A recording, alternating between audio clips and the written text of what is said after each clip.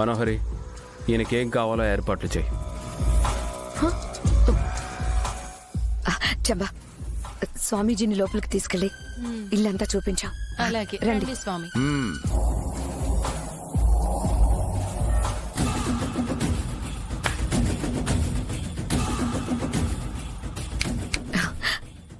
ఇందాక అమర్ నీకు పువ్విచ్చాడు కదా బాగి, అది నీ తల్లో కాదు, నీ చెవిలో పెట్టుకో.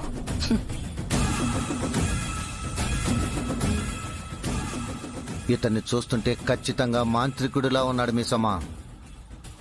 వాడు స్వామీజీ అంటే నాకు నమ్మబుద్ధి కావట్లేదు రాతోడు.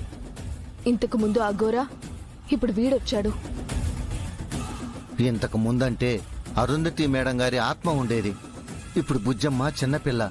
ఈ మాంత్రికుణ్ణి ఎలా ఎదురిస్తుందో ఏంటో. ఏం చేద్దాం మిసమ్మా?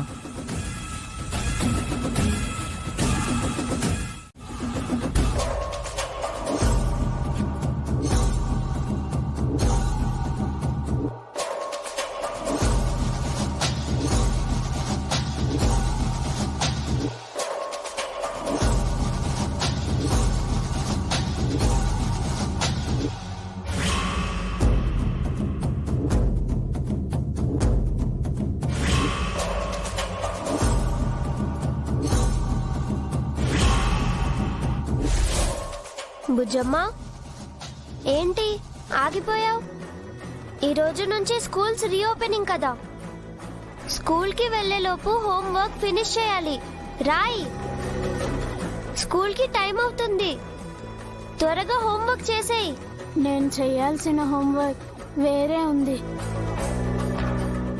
వేరే హోంవర్క్ ఏంటది? స్కూల్లో నీకు ఎక్స్ట్రా వర్క్ ఏమైనా ఇచ్చారా ఏంటి బుజ్జమ్మ? ఇది స్కూల్ వర్క్ కాదు, హోంవర్క్. ఏంటి బుజ్జమ్మ అలా అంటున్నావు? స్కూల్ వర్క్ నే హోంవర్క్ అంటారు కదా. కాదు, ఇది నిజంగా హోంవర్క్.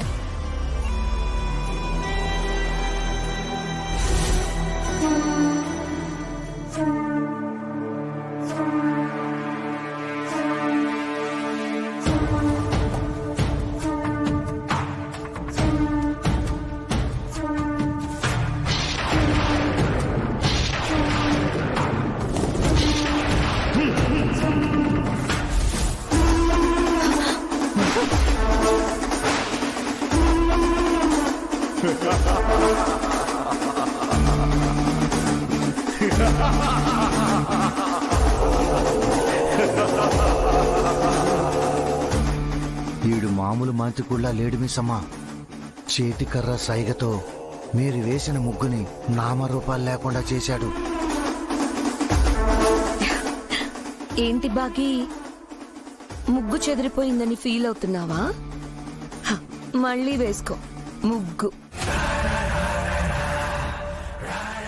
ఈ ముగ్గు వేసి అమర్ని ముగ్గులోకి దించుదామని చాలా సంబరపడిపోయావు కదా.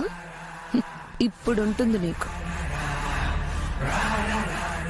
స్వామీజీ ఇంట్లో అడుగు పెట్టగానే నీకు సర్వనాశనం స్టార్ట్ అవుతుంది. స్వామీజీ మీరు పదండి, రండి.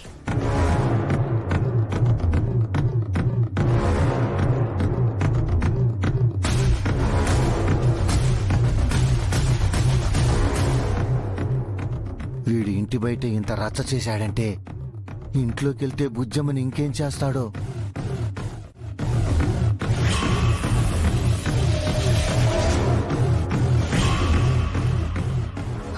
స్వామి లోపలికి అడుగు పెట్టండి స్వామి. మీ అడుగు ఈ ఇంటి పునాదుల్ని కుదిపివేయాలి.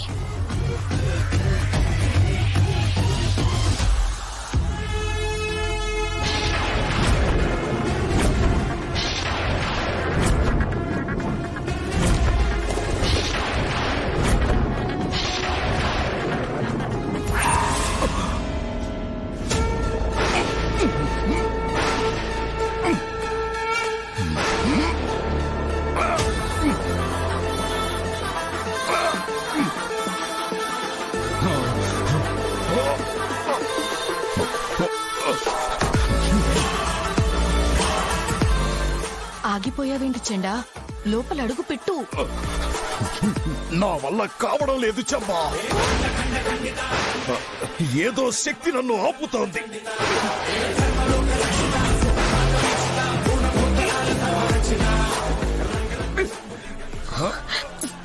మిమ్మల్ని ఆపేదెవరు స్వామి?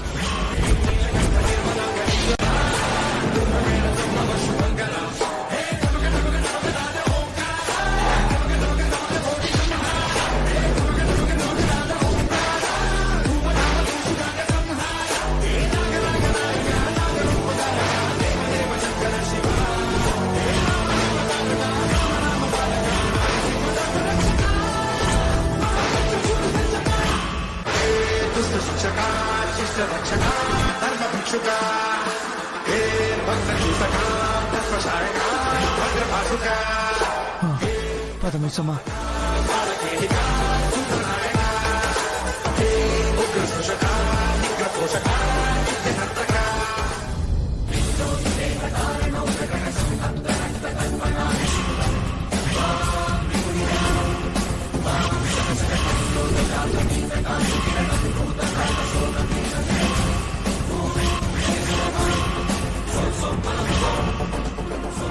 వీడేంటి మిస్సమ్మా, ఒంటి కాలు కొంగ జపంలా ఒక కాలు పైకి లేపి నిల్చున్నాడు.